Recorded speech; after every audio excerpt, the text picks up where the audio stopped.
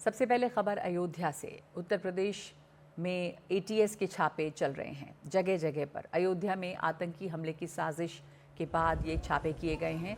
राम मंदिर को उड़ाने की साजिश करने वाले अब्दुल रहमान की गिरफ्तारी के बाद एटीएस की छापेमारी यूपी के कई शहरों में चल रही है। सूत्रों के मुताबिक आरोपी अब्दुल रहमान से पूछताछ में कई संदिग्ध लोगों के बारे में जानकारी मिली है। एटीएस चीफ नीलाब्जा चौधरी ने बताया है कि कुछ इनपुट मिले हैं, इसलिए जांच की जा रही है। साक्ष्य मिलने पर कार्रवाई होगी। अब्दुल रहमान की गिरफ्तारी के बाद छापे। साजिश का मुख्य आरोपी है अब्दुल रहमान।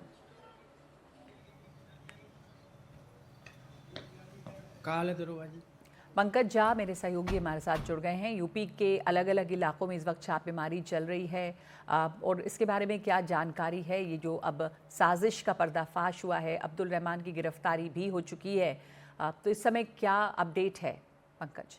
ये जानकारी मिल रही है जो यूपी एटीएस के चीफ है नीलाब्जा चौधरी, उन्होंने आधिकारिक तौर पर भी किसी बात की जानकारी नहीं दी है, लेकिन गुजरात एटीएस और हरियाणा के जो एसटीएफ है उससे जो जानकारी मिली है उसके आधार पर कल रात में बलिया में छापेमारी हुई। उसके बाद आज आजमगढ़, सहारनपुर, मऊ, गोंडा जैसे शहरों में भी छापेमारी हुई है। तो पता चल रहा है उसमें कि यूपी के कुछ जो लड़के हैं, नौजवान खासतौर से, वो हनी ट्रैप के मामले में पाकिस्तान के कुछ एजेंसियों के संपर्क में थे। इस नेटवर्क का पता करने की कोशिश की जा रही है।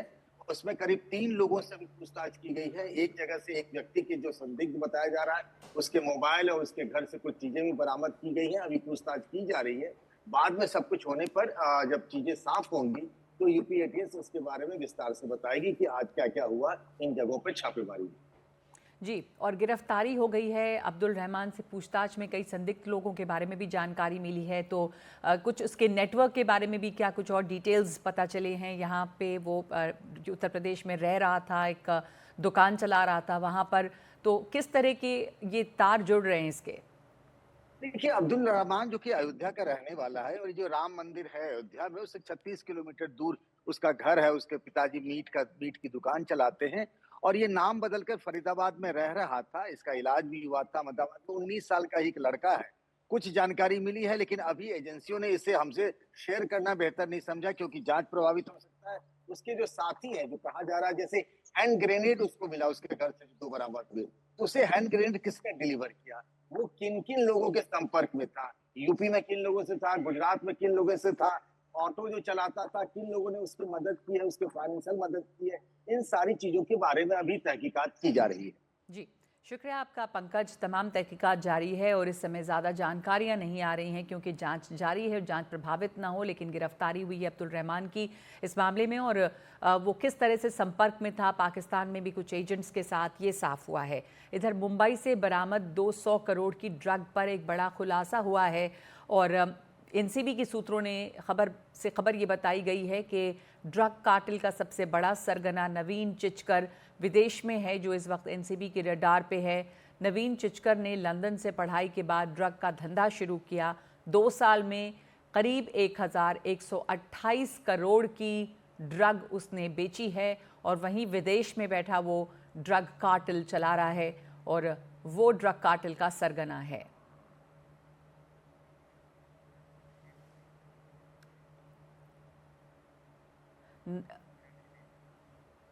हमारे साथ इस समय जुड़ गए हैं मेरे सहयोगी अभिषेक।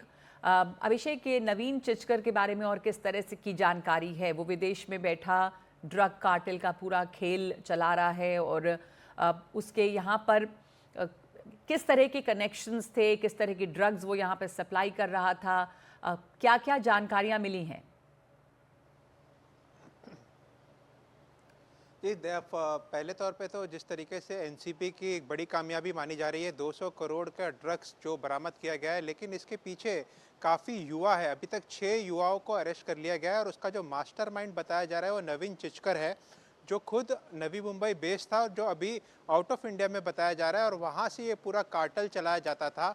तकरीबन 1100 करोड़ से ज़्यादा का ड्रग्स पिछले 2 सालों में भारत के अन्य अन्य राज्यों में भेजा गया है। डिस्ट्रीब्यूशन और का पूरा और इसका जो नेटवर्क है हवाला ऑपरेटर से, इसमें जिसमें 2 हवाला ऑपरेटर्स को भी एनसीबी ने अरेस्ट किया है, जिसके चलते ये पूरा खुलासा हुआ है और बड़ा पढ़ा लिखा युवा माना जाता है जो ये पूरे ड्रग कार्टेल को इस तरीके से कोकेन की बात करें या फिर जो हाइब्रिड ड्रग्स है उसको लेकर के काफ़ी खुलासे किए गए हैं। तो इस तरीके से एक ड्रग कार्टेल जो चल रहा है पिछले 2 साल से, कहीं ना कहीं अभी एनसीपी ने खुलासा किया है कि 200 करोड़ का ड्रग्स बरामद किया गया है, 6 युवाओं को अरेस्ट किया, लेकिन मास्टरमाइंड जो पूरा ड्रग्स कार्टेल ऑपरेट करता था उसको पकड़ने की कोशिश की जा रही है। नवीन चिच्चर नाम बताया जा रहा है उसका, और वो अभी फिलहाल भारत से बाहर बताया जा रहा है, लेकिन उसका नेटवर्क हवाला ऑपरेटर्स का है या डिस्ट्रीब्यूटर्स का है उस तक एनसीपी पहुंच चुकी है और जल्द ही कार्रवाई करके उसे भी गिरफ्तार कर लिया जाएगा।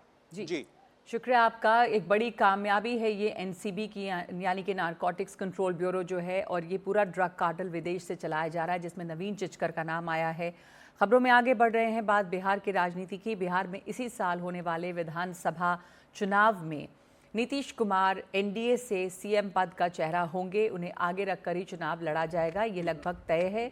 बीजेपी और जेडीयू में इसे लेकर सहमति बन गई है। हाल के दिनों में एनडीए के मुख्यमंत्री चेहरे को लेकर बयानबाजी भी होती रही है।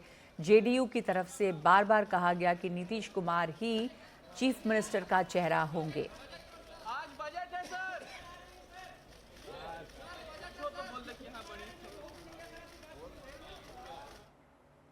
तो बिहार चुनाव के लिए इंडिया गठबंधन में सीटों के बंटवारे पर कांग्रेस की मांग है कि कोऑर्डिनेशन कमेटी बनाई जाए। हमारे सहयोगी प्रशांत ने पूर्व केंद्रीय मंत्री और कटिहार से कांग्रेस के सांसद तारिक अनवर से बात की है।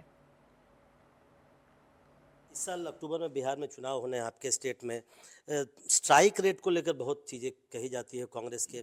क्या इस बार आपको लगता है कि आप वैसी सीटों पर लड़ें जिसमें ज़्यादा जीतने की संभावना हो बनिस्बत की संख्या को लेकर? नहीं, देखिए, आपका कहना सही है कि संख्या महत्वपूर्ण नहीं है, स्ट्राइक रेट महत्वपूर्ण है, लेकिन इसका फैसला कौन करेगा? ये तो हमको पिछले चुनाव का जो क्या कहिए उसका परफॉर्मेंस है वही आधार बनेगा। और मेरा भी ये मानना है कि पिछली बार हम लोग अगर थोड़ा सा बेहतर किया होता तो शायद वहाँ महागठबंधन की या इंडिया गठबंधन की सरकार होती। तो इस बार हर तरह से प्रिकॉशन लेने की आवश्यकता है। और जहाँ जिस पार्टी का, गठबंधन के जिस पार्टी का वर्चस्व है या संगठन है, उनको ये सोचना चाहिए कि हम वही चुनाव लड़ें। आपका कहना किसी हद तक सही है कि संख्या नहीं बल्कि जीतने की संभावना को देखना ज़्यादा ज़रूरी है। अभी जो नए प्रभारी बने हैं आपके, वो बिहार गए थे, वहाँ पर सदाकत आश्रम में एक कार्यक्रम भी था। वहाँ प्रदेश अध्यक्ष ने कहा कि अगर वाजिब सीटें मिले कांग्रेस को तो बहुत अच्छा प्रदर्शन कर सकती है। तो वाजिब नंबर ऑफ सीट्स क्या होगा पार्टी? नहीं, ये तो कांग्रेस पार्टी को देखना पड़ेगा, एनालाइज करना पड़ेगा, समीक्षा करना पड़ेगा कि पिछले विधानसभा के चुनाव में अगर हम हारे हैं तो क्यों हारे हैं, और उन सीटों को अगर दोबारा हमको मिलती है तो उसमें क्या संभावना है। तो ये तो देखना पड़ेगा। इस समीक्षा तो बिना समीक्षा किए हुए अगर हम ऐसे कोई मांग करते हैं तो मुनासिब नहीं होगा।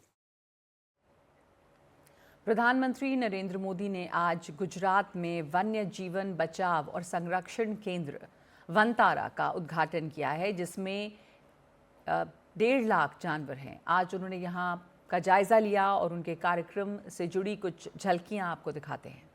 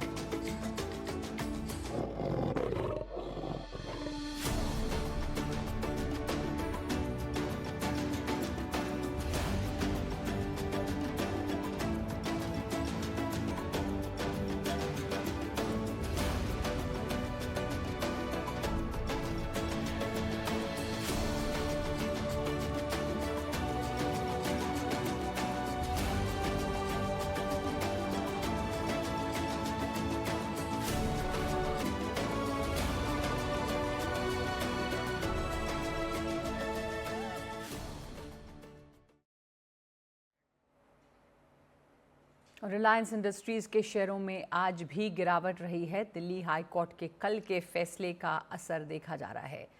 KG-D6 ब्लॉक में गैस माइग्रेशन का मामला है। हाई कोर्ट की डिवीजन बेंच ने सिंगल बेंच का फैसला पलटा। मई 2023 में सिंगल बेंच का फैसला रिलायंस के पक्ष में था। सरकार ने KG-D6 कंसोर्टियम पर गैस माइग्रेशन का आरोप लगाया था। KG-D6 कंसोर्टियम में रिलायंस भी शामिल है। सरकार ने $1.55 अरब का मुआवजा मांगा था। डिवीजन बेंच में जीत के बाद सरकार ने $2.81 अरब की मांग की। रिलायंस ने नए फैसले को ऊपरी अदालत में चुनौती देने की बात कही है। 5 की बात में एक ब्रेक, लौटते हैं कुछ और खबरों के साथ।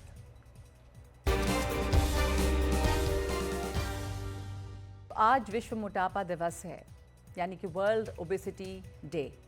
मोटापे को अब तक बहुत हल्के फुल्के अंदाज में लिया जाता रहा है, लेकिन ये एक गंभीर बीमारी के तौर पर सामने आ रहा है। इसे सिर्फ हंसी मजाक या चुटकुले तक ही लोग सीमित कर देते हैं, लेकिन ये साफ हो रहा है कि मोटापा, खास करके पेट का मोटापा, कई बीमारियों की जड़ है और इसे एक नई महामारी माना जा रहा है। और भारत में ये महामारी बढ़ती जा रही है। भारत में ये महामारी कितनी बड़ी होने वाली है, इसका अंदाज़ा बहुत कम लोगों को है। माना जा रहा है कि 2050 तक हर तीसरा भारतीय मोटापे से ग्रस्त होगा, यानी कि ये महामारी लगभग 1/3 आबादी पर भारी पड़ेगी। लैंसेट की रिपोर्ट ये बताती है कि 2050 तक 45 करोड़ भारतीय मोटापे के शिकार होंगे और 2050 तक 21.8 करोड़ पुरुष मोटे होंगे, 23.1 करोड़ महिलाएं मोटी होंगी। अभी ही भारत के 3 करोड़ युवा मोटापे के शिकार हैं, जिनमें 1.68 करोड़ पुरुष और 1.3 करोड़ महिलाएं हैं। इस मामले में, यानी कि मोटापे में, हमने चीन को पीछे छोड़ दिया है। और हमारे साथ जानकार भी मौजूद हैं जिनसे हम बातचीत करेंगे, लेकिन पहले आपको एक ग्राफिक के जरिए ये भी दिखाते हैं कि भारत में जो मोटापा है वो किस तरह से बढ़ रहा है। तो पिछले 10 सालों में मोटापा दर करीब 3 गुना हो गई है। प्रधानमंत्री मोदी ने मोटापे के खिलाफ एक चैलेंज दिया था। करीब 10 करोड़ लोग मोटापे से जूझ रहे हैं और इसमें पेट का मोटापा जो है वो सबसे ज़्यादा है। करीब 12% पुरुष हैं और 40% महिलाएं हैं जिन्हें पेट का मोटापा है। और पेट का मोटापा जो है वो सबसे ज़्यादा गंभीर समस्या है। इससे कई सारी बीमारियां होती हैं। हमारे साथ इसमें जुड़ गए हैं एक एक्सपर्ट जिनसे ये बातचीत करेंगे, समझेंगे। आप लोग भी जानिए कि आखिर इसका क्या नुकसान है, कैसे इससे हम बच सकते हैं। डॉक्टर संजय कालरा हैं, सीनियर डॉक्टर, हमारे साथ जुड़ गए हैं। डॉक्टर संजय कालरा, बहुत धन्यवाद आपका, आपके समय के लिए। तो सबसे पहले आप ये बताएं कि वर्ल्ड ओबेसिटी डे की ज़रूरत ही क्यों पड़ी? कितनी गंभीर ये बीमारी होती जा रही है, एक महामारी के तौर पर दुनिया में फैली और अब भारत में भी इसकी शिकायत है। ओबेसिटी एक बीमारी है और बहुत गंभीर बीमारी है, मगर इसका हम सामना कर सकते हैं। हम इससे बच भी सकते हैं, बचाव कर सकते हैं और इसका इलाज कर सकते हैं। मगर बहुत लोगों को, जैसे आपने पहले कहा, कई बार चुटकुलों में, हंसी मजाक में से ऐसे ही छोड़ दिया जाता है। लोगों को जानकारी या जागरूकता नहीं है इसके बारे में, इसलिए वर्ल्ड ओबेसिटी डे मनाया जाता है। और हाल ही में हमारे प्रधानमंत्री जी ने भी ये कहा कि हम ओबेसिटी से लड़ सकते हैं, मोटापे से लड़ सकते हैं। बस 10% अपना जो तेल है या जो घी है जो हम इस्तेमाल करते हैं उसे कम करना है। ये बिल्कुल सही, बिल्कुल दुरुस्त कहा उन्होंने जी। तो ये जानकारी फैलाने के लिए और एक्शन मोड में हमें लाने के लिए, कर्म योग में लाने के लिए ये वर्ल्ड ओबेसिटी डे मनाया जाता है। तो वर्ल्ड ओबेसिटी डे की ज़रूरत इसलिए भी है क्योंकि जानकारी फैले, लोग इसके लिए जागरूक हों, और इसी जागरूकता को फैलाने के लिए प्रधानमंत्री ने भी इस बात का जिक्र किया और बताया कि किस तरह से मोटापे को आप कम कर सकते हैं। भारत में ये कितनी बड़ी महामारी है और ये क्यों फैल रही है, इसकी वजह क्या है? पिछले 10 सालों में इसमें बहुत ज़्यादा बढ़ोतरी हुई है डॉक्टर कालरा, तो इसकी क्या वजह है? जैसे आपने कहा, पिछले 10 साल में ही 3 गुना हमारी ये बढ़ गई है मोटापे की जो प्रेवलेंस है। 2 चीज़ें आएंगी, एक तो विरासत और एक वातावरण। विरासत में हमें ऐसे जीन्स मिलते हैं जो हमें जल्दी मोटा करते हैं। जो इंडिया की आबादी है, हमें ये याद रखना चाहिए कि हम पहली जनरेशन है इंडिया की जिसने कभी अकाल नहीं देखा, फैमिन नहीं देखा। पहले फैमिन या अकाल बहुत हुआ करता था, तो हमारे जीन्स ऐसे बन गए कि जब भी आपको खाना मिले आप उसे स्टोर कर लें, उसको संभाल के रखें चर्बी में। और ये एक अडेप्टिव मैकेनिज्म था, अच्छी चीज़ थी क्योंकि अगले साल अकाल पड़ेगा तो आप ज़िंदा रह पाएँगे। बिल्कुल ऐसे ही जैसे रेगिस्तान में जो ऊँट है वो अपना पानी बचा के रखता है। अब फैमिन नहीं है, अब खाना बल्कि हमें एक्सेस में मिल रहा है, ज़्यादा मिल रहा है, मगर जीन्स हमारे वही हैं जो खाने को दबाए जा रहे हैं और सँभाले जा रहे हैं। और जब वो गलत जगह पे सँभलता है, जैसे कि पेट में, जैसे आपने कहा पेट का मोटापा ज़्यादा खराब होता है, पेट में या जिगर में या हार्ट के आसपास, तो तब बीमारियाँ आती हैं। और ये शरीर के हर अंग को छूता है, हर अंग को बीमार कर सकता है। जी। तो इसके एक कारण आपने कहा जेनेटिक और दूसरा कारण आपने कहा वातावरण। तो वातावरण का वातावरण। क्या रोल इसमें है और किस तरह का खान-पान हमारा बदला है या लाइफ़स्टाइल कैसे बदली है जिसकी वजह से, क्योंकि कुछ साल पहले हम देखें 2 दशक पहले देखें तो क्या भारत में इतना ज़्यादा मोटापा था? और उसके भी पहले जाएँ तो इतना मोटापा नहीं था। खाना-पी जो था हमारा वो थोड़ा अलग होता था। जिस तरह के हम अनाज खाते थे वो थोड़ा अलग था। अभी इसमें एक बड़ा रोल जिस तरह का तेल खा रहे हैं, जिस तरह के खाने खा रहे हैं, जितना हम बाहर खाते हैं, जिस तरह के पैकेज्ड और प्रोसेस्ड फूड खाते हैं और जितना हम प्रोसेस्ड शुगर खाते हैं, उसका कितना बड़ा रोल है? तो वातावरण तो बदल ही रहा है। तो जब हम बात करते हैं वातावरण की, बहुत सारी चीज़ें आती हैं इसमें। अर्बनाइज़ेशन या शहरीकरण, जो हम खाते हैं, पीते हैं, जो हम वर्जिश करते हैं, नहीं। पर एक जो हमारा तरीका है बात करने का, उसे बदलना चाहूँगा। ज़्यादातर हमारी बात होती है प्रॉब्लम स्टेटमेंट को लेके कि ओबेसिटी एक बहुत बड़ी प्रॉब्लम है, बहुत बड़ी महामारी है। इसको बदल के अगर हम सॉल्यूशन स्टेटमेंट की बात करें, हम क्या कर सकते हैं, तो हम बहुत आसानी से विजयी पा पाएँगे इस वातावरण और विरासत की खराब कॉम्बिनेशन पे। तो 5 व हमें याद रखने चाहिए नगमा जी। जी। व से व्यायाम, व से व्यंजन, व से विचार और व्यवहार, ये हो गए 4, और 5वां व हुआ वैद्य अनुपालन। ओके। और इनको आप यदि एक-एक हम करके अगर एक्सप्लेन भी करें कि क्या व्यायाम तो समझ में आया कि सभी लोगों को व्यायाम करना चाहिए। अब लोग ये भी पूछेंगे, एक बात और डॉक्टर साहब, बहुत सारे लोग ये कह सकते हैं कि मोटापा तो देखने वाले पर भी निर्भर करता है, आप किसको मोटा कहेंगे? पेट का मोटापा जो है वो हम क्या कहते हैं? पेट का मोटापा कितना ज़्यादा, क्योंकि कुछ लोग उसको तंदुरुस्त भी कह सकते हैं, आप हेल्दी हैं। तो ये आपने बहुत अच्छी चीज़ पॉइंट आउट की। मोटापा हम डायग्नोज कैसे करते हैं? ट्रेडिशनली हम डायग्नोज करते हैं बीएमआई, बॉडी मास इंडेक्स से, जो एक बहुत सरल सा फॉर्मूला है, weight divided by height square. मगर बहुत सारे लोग इंडिया में ऐसे ऐसे हैं, जब हम उनका बीएमआई देखते हैं वो नॉर्मल आता है, 23 से कम आता है। पर जब हम उनका वेस्ट सर्कम्फ्रेंस नापते हैं, उनके पेट की चौड़ाई नापते हैं, वो ज़्यादा होती है। इन जनरल यदि आप महिला हैं और 80 सेंटीमीटर से ज़्यादा की आप पैंट पहन रहे हैं, यदि आप पुरुष हैं और 90 सेंटीमीटर से ज़्यादा की पैंट पहन रहे हैं, तो ये सेंट्रल ओबेसिटी है, मोटापा है। यदि आप पुरुष हैं और आप 42 नंबर से ज़्यादा की आप कमीज़ पहन रहे हैं, तो ये भी ओबेसिटी है। पर इसमें भी सारे मोटापे वाले लोग नहीं पकड़े जाते। तो यदि आपके पास फैसिलिटी हो मशीन की, बायो इम्पीडेंस या डेक्सा, तो हम फैट परसेंटेज नाप सकते हैं शरीर का। फैट परसेंटेज पुरुषों में 25% से कम होना चाहिए, महिलाओं में 30% से कम। जी। अब कोई भी एक नंबर पूरा नहीं है, अलग-अलग नंबर इकट्ठे लेके हम देखते हैं। सबसे आसान होगा बीएमआई नापना, पर बीएमआई के साथ अगर हम वेस्ट सर्कम्फ्रेंस या waist to height ratio, waist divided by height, जी। ये 50% से कम होनी चाहिए। तो अगर मान लो मैं 180 सेंटीमीटर का हूँ, तो मेरी वेस्ट या कमर 90 सेंटीमीटर से कम होनी चाहिए। इनके साथ हम डायग्नोज कर सकते हैं। जो हमें तंदुरुस्ती दिखाई देती है, आपने पॉइंट रेज किया, तो वो तंदुरुस्ती नहीं है, आज की तारीख में हो सकती है, पर ये एक संकेत है कि कल नहीं तो परसों, परसों नहीं तो चौथ, अलग-अलग कॉम्प्लिकेशंस होंगी, चाहे हार्ट की, चाहे किडनी की, चाहे डायबिटीज़। तो जी। यदि आज आपको कोई पुरुष या महिला तंदुरुस्त, या बच्चा खासकर आपको तंदुरुस्त लग रहा है, ये सस्टेनेबल तंदुरुस्ती, सस्टेनेबल सेहत नहीं है। तो हमें आपने एक्शन लेना जी, चाहिए। जो आपने मोटापे की बात की और फैट स्टोर करने की बात की थी पहले, उसमें आपने ये भी कहा था कि आपके लिवर के आसपास भी फैट जमा हो जाता है और फैटी लिवर भी आजकल बहुत ज़्यादा एक तरह से कॉमन बीमारी हो रही है। तो मैं सॉल्यूशंस पे भी आऊँगी, लेकिन क्या ये वजह इसलिए भी हैं क्योंकि जो खाना हमारा है वो बदल गया है, जो हमारी लाइफस्टाइल है वो बदली है। ज़्यादातर लोग बैठकर काम करते हैं, प्रोसेस्ड फूड्स में कैलोरी ज़्यादा है, फास्ट फूड का चलन बहुत बढ़ रहा है। हालांकि जिम्स की तादाद भी बहुत बड़ी है, लेकिन वाकई एक्सरसाइज क्या लोगों का की ज़िंदगी का हिस्सा है?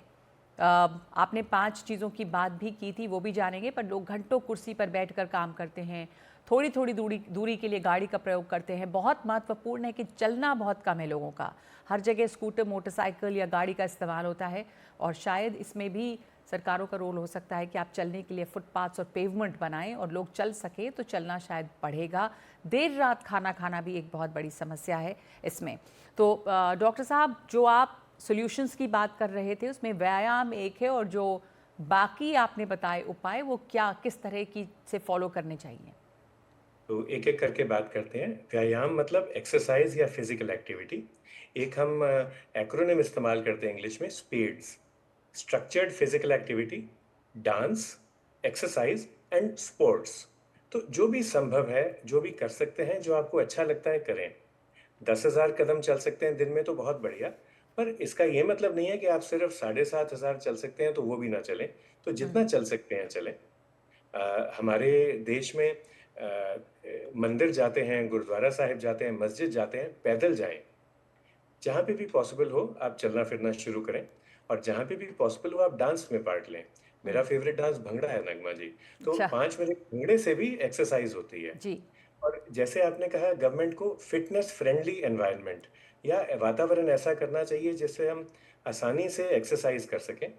करनाल में हमारी गवर्नमेंट ने बहुत प्यारे ओपन एयर जिम बनाए हुए हैं हरियाणा में, और इस मैं देखता हूँ एक्चुअली महिलाएं, पुरुष, बुजुर्ग, छोटे सब लोग इन ओपन एयर जिम्स का आनंद उठाते हैं और लाभ भी उठाते हैं। सही कहा आपने। मोटापे से जुड़ी बहुत सारी बीमारियां भी हैं। एक नज़र डाल लेते हैं पहले हमारे तमाम दर्शकों के लिए कि मोटापे से जुड़ी बीमारियां जो हैं वो क्या क्या हो सकती हैं, क्यों हम आपको मोटापे के ख़तरे से आगाह कर रहे हैं। तो देखिए इस ग्राफिक के ज़रिए कि क्या क्या बीमारियां मोटापे से जुड़ी हुई हैं। मोटापा अगर आता है तो डायबिटीज़ का ख़तरा भी बढ़ता है, ख़ास करके पेट का मोटापा डायबिटीज़ को बढ़ावा देता है, यानी कि आपको शुगर की बीमारी हो सकती है अगर आपके पेट के आसपास फैट ज़्यादा है। हाइपरटेंशन है, दिल की बीमारियां हैं, स्ट्रोक, फैटी लिवर, आर्थराइटिस और स्लीप एपनिया, यानी कि नींद की बीमारी, ठीक से नहीं नींद आ पाना और सोने दौरान ऑक्सीजन की मात्रा कम हो जाना शरीर में, स्लीप एपनिया को, जो कि काफ़ी घातक बीमारी भी हो सकती है। तो हमने बात की है और तमाम उपायों की कि क्या क्या किया जा सकता है और ये जो ख़तरा है वो कितना गंभीर है। तो डॉक्टर साहब, मैं आपसे जानना चाहूँगी, डॉक्टर कालरा, कि आखिर में आप क्या सजेशन देंगे लोगों को? एवरीडे लाइफस्टाइल जो लोगों की है उसमें किस तरह का बदलाव आना चाहिए, छोटी छोटी चीज़ें जो लोग कर सकते हैं? जीवन शैली को सात्विक करें, वो 5 व की बात करते हैं। व्यायाम हो गया, व्यंजन सही मात्रा में खाएं और सही चीज़ खाएं। जिस तरीके से खाएं वो देखें। पहले पानी, पहले पत्ते। तो जब भी आप खाना शुरू करें, पानी या लस्सी और सलाद के साथ शुरू करें। पहले या प्रथम प्रोटीन। तो यदि आप दाल या अंडे, जो भी प्रोटीन की चीज़ खा रहे हैं, तो पहले उसकी 2-3 ग्राहियाँ लें। उसके बाद कार्बोहाइड्रेट पे आएँ, जो है चावल चपाती। कोशिश करें कि चावल चपाती वाली अपनी प्लेट छोटी कर दें, और जो कटोरियाँ हैं आपकी जिसमें आप दाल, चावल, नॉन वेज ये चीज़ें खा रहे हैं, सलाद खा रहे हैं, उनका साइज़ बड़ा कर दें। तो ये हो गया व्यंजन। जी। विचार और व्यवहार बहुत ही इम्पोर्टेंट है, क्योंकि यदि आपके सात्विक विचार हैं तो सात्विक हार्मोन निकलेंगे, और इनके साथ भूख नहीं लगती। एक फीलिंग आती है सटाइटी की। जब भी आपका विचार खराब हो या आपका व्यवहार खराब हो, तो आपके एंग्री हार्मोन्स जागते हैं, गुस्सैल हार्मोन्स जागते हैं, या डर वाले हार्मोन जागते हैं। इनको फाइट, फ्लाइट, फ्राइट हार्मोन्स कहा जाता है, और इनकी वजह से भी शुगर बढ़ती है और मोटापा बढ़ता है। तो ये जी। 4 हो गए, और 5वां हुआ वैद्य अनुपालन। अगर इसकी आप बात करने दें, हमें कोशिश करनी चाहिए मोटापे से या ज़्यादा वज़न से बचने की, अपना ख़्याल रखना चाहिए, बट हमेशा संभव नहीं होगा। तो यदि आप अपने वैद्य या डॉक्टर को मिलें, एक्सपर्ट को मिलें, वो आपसे बात करेंगे लाइफ़स्टाइल मॉडिफ़िकेशन की, बिहेवियरल थेरेपी की, आप अपने विचार और व्यवहार कैसे बदलें, और कभी-कभी दवाई की भी ज़रूरत पड़ सकती है। तो बगैर वैद्य से पूछे, बगैर एक्सपर्ट से पूछे, आप खुद एक्सट्रीम डाइट या मेडिसिन्स पे खुद ना जाएँ, सेल्फ मेडिकेशन ना करें। जी। बहुत बहुत शुक्रिया आपका डॉक्टर कालरा हमारे साथ जुड़ने के लिए और बताने के लिए कि किस तरह से लोग अपनी रोज़मर्रा की जीवन शैली में अच्छी आदतें डाल सकते हैं और किस तरह मोटापे से निजात पा सकते हैं और चलना कितना ज़्यादा महत्वपूर्ण है इस चीज़ के लिए।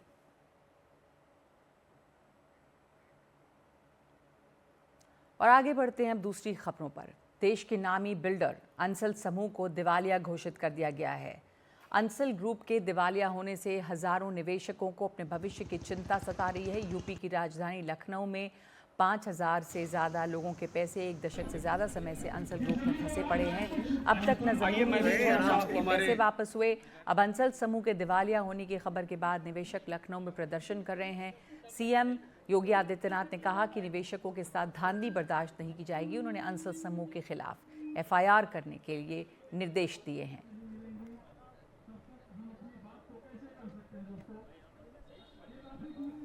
हमारे सहयोगी रणवीर ने लखनऊ के उन निवेशकों से बात की है जिन्होंने अंसल समूह में निवेश किया है और अब वो अपने भविष्य को लेकर चिंतित हैं।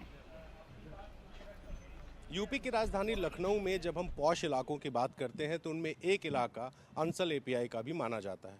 मैं इस वक्त अंसल एपीआई में खड़ा हूँ और ये जो कॉलोनी है ये नई बसी हुई एक ऐसी कॉलोनी है जिस कॉलोनी को जो भी देखने आता है वो बिना आकर्षित हुए नहीं रह पाता है। और जब अंसल डेवलप हो रहा था तब लोगों ने निवेश के लिए, कुछ लोगों ने रहने के लिए अपने पैसे लगाए और जब फेज़ 1 जो मेरे सामने दिख रहा है ये फेज़ 1 का काम पूरा हुआ तो फेज़ 2 शुरू हुआ। यानी इस इलाके के पीछे जो खाली पड़ी ज़मीनें थी उन ज़मीनों को अंसल ने डेवलप करके बायर्स को देने की बात कही। लोगों ने पैसे निवेश किए, लेकिन आज स्थिति ये है कि लगभग 15 साल का वक्त हो चुका है और 15 साल में ना लोगों को ज़मीन मिली और ना ही ज़मीन के बदले पैसे। मेरे साथ कुछ कस्टमर्स हैं जिन्होंने पैसे अंसल में लगाए थे। ये सब लखनऊ के रहने वाले हैं और पिछले 15 सालों से लगातार एक ऐसी लड़ाई लड़ रहे हैं जिस लड़ाई का क्या अंजाम होगा शायद इन्हें नहीं पता। इनसे बात करते हैं। सर, क्या नाम है आपका? मनीष मिश्रा नाम है भैया मेरा। अच्छा मनीष जी, आपने यहाँ पे अंसल में पैसे लगाए? जी बिल्कुल। फेज़ 1 में या फेज़ 2 में? फेज़ 1 में भी लगा था और फेज़ 2 में भी लगा था। ये कब की बात है? फेज़ 2 वाला तो 2009 का था और फेज़ 1 वाला लगभग 2015 का था। अच्छा जी। तो इसमें अगर उस वक्त की हम बात करें जब आपने पैसे लगाए, कुल आपके लगभग कितने पैसे अंसल में फंसे हुए? लगभग 21 लाख रुपए के आसपास तो फेज़ 2 में फंसा हुआ है और तकरीबन इतना ही मान के चलिए कि लगभग 1 के आसपास हमारा क्या नाम है गोल्फ में फंसा हुआ है। यानी 1 करोड़ और प्लस 21 लाख, सवा करोड़ के आसपास। वो मेरे बड़े भाई की यूनिट है, उनका लगभग इतना फंसा और मेरा उधर फंसा हुआ है फेज़ 2 में। ये मामला क्या है अगर मनीष जी आपसे? मामला बेसिकली सर क्या है कि ये हाईटेक टाउनशिप है। ये आपका लगभग 6500 एकड़ की टाउनशिप बताई गई थी और उसका नक्शा पास करके और हम लोग को नक्शे पे ही हम लोग को क्या नाम है प्लॉट दिखाए गए थे कि ये प्लॉट हैं और इस तरह से हम लोग डेवलपमेंट करेंगे। यहाँ पे पार्क फेसिंग होगी, ये आउटर रिंग रोड आएगा सर। इस तरह से हम लोग को करके दिया गया क्योंकि हम लोगों ने देखा कि एलडीए अप्रूव्ड नक्शा है। तो जब एलडीए अप्रूव नक्शा है तो हम लोग सरकार का देखते हुए हम लोग लगाए थे क्योंकि ये हाईटेक टाउनशिप जो थी वो सरकार के इनिशिएटेड थी। आपका क्या नाम है? शैलेंद्र उपाध्याय। शैलेंद्र भाई, ये अंसल की जब हम बात करें, क्या प्लॉट साइजेस यहाँ ऑफर किए गए थे आप लोगों? मिनिमम जो साइजेज है 1746 स्क्वायर फीट का है। 1746 से लेके 6300 स्क्वायर फीट तक के प्लाट थे यहाँ पे। डिफरेंट साइजेज के, अलग अलग साइजेज के प्लाट थे और उसमें जगह समय समय पे डिफरेंट तरीके की स्कीम्स निकाली गई और उसी के अगेंस्ट में बेचा गया लोगों को। आप कितने प्लॉट साइज का लिए? 2152 स्क्वायर फीट का सेक्टर एरिया। तो आपके उस वक्त के हिसाब से कितने पैसे? लगभग 25 लाख रुपये। आपका क्या नाम है? कितनी ज़मीन थी? शरद खरे है। मैंने 2012 में इनसे प्लॉट लिया था A4 सेक्टर में जो बिल्कुल फेज़ 1 में है अपने मकान बनाने के लिए। पर ये मान के चलें कि 13-14 साल हो रहे हैं अभी तक इन्होंने हमें वो प्लॉट नहीं दिया है। वहाँ जब भी जाते थे वहाँ पे इन पे मौके पे इनके पास इन्होंने किसान से कोई ज़मीन नहीं खरीदी, जबकि ये फेज़ 1 का मामला है जहाँ पे इन्होंने सब कुछ डेवलप कर दिया। चारों तरफ मकान बने हुए हैं। पर्टिकुलर एरिए को इन्होंने भी किसान से परचेज़ ही नहीं किया। कई बार मैं गया वहाँ पे इनसे बोला तो इन्होंने कहा मैं अभी परचेज़ कर रहा हूँ, हमारा सेटलमेंट हो रहा है। उसके बावजूद भी इन्होंने उस ज़मीन को नहीं परचेज़ किया। अंततः ये पता चला कि वो ज़मीन किसी प्राइवेट पार्टी ने ले ली है और वहाँ पर वो मेरा प्लॉट फंसा हुआ है। अच्छा खरे साहब, ये फेज़ 1 है जो इतनी बड़ी बड़ी बिल्डिंग्स बनी हुई हैं सब कुछ, तो तो यहाँ भी फ्रॉड हुआ आपके साथ? यही फेज 1 में यही आगे बिल्कुल आगे ही भी मेरे साथ ये हुआ है। आपको नक्शा दिखाया होगा कि साहब ये प्लॉट है। जी इंडिविजुअल प्लॉट दिखाया इन्होंने कि ये डेवलप करके हम आपको दे देंगे, पर इन्होंने ऐसा किया नहीं। करीब 12 साल से प्लस हो गए हैं, वो प्लॉट इन्होंने मुझे अभी तक दिया नहीं है। कितने पैसे आपने लगाए थे उस समय मैंने 12 साल पहले करीब 12 लाख रुपए लगाए थे।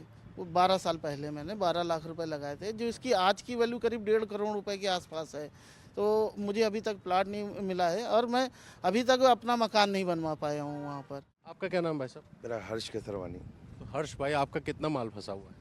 हमारा मैंने तो 2020 में इनसे कमर्शियल प्लॉट लिया था, जो कि LDA रेरा अप्रूव था प्लॉट। वो आज तक मुझे ना मिला नहीं है वो प्लॉट, और करीब करीब वो 1.5-2 करोड़ के आसपास का प्लॉट है।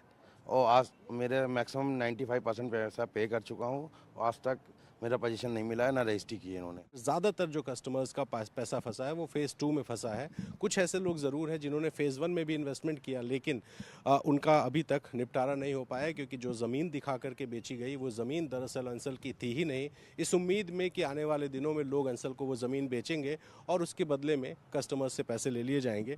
उस वक्त के हिसाब से लगभग 90 से 95% और कुछ लोगों ने 100% पैसे जमा कर दिए। लेकिन आज 2025 है, यानी 14-15 साल के दरमियान कंपनी ने ना ज़मीन दिए ना पैसे वापस किए, और आज स्थिति ये है कि कंपनी खुद को बैंकरप्ट कहती है। उसको मंजूरी भी मिल चुकी है नेशनल कंपनी लॉ ट्रिब्यूनल की तरफ से, और अब जो कस्टमर्स हैं उन्हें आस है तो सिर्फ और सिर्फ सरकार से कि शायद सरकार उन्हें न्याय दिला पाएगी। लेकिन ये न्याय कब मिलेगा, कैसे मिलेगा, ये फ़िलहाल कोई नहीं जानता। तो उम्मीद है कि जल्द ही इन लोगों का पैसा नहीं, बल्कि उस पैसे के एवज में जो ज़मीन है वो मिलेगी, लेकिन वो किस तरीके से मिल पाएगी ये एक बड़ा सवाल है। लखनऊ से कैमरा पर्सन वीरेंद्र सैनी के साथ रणवीर, NDTV इंडिया।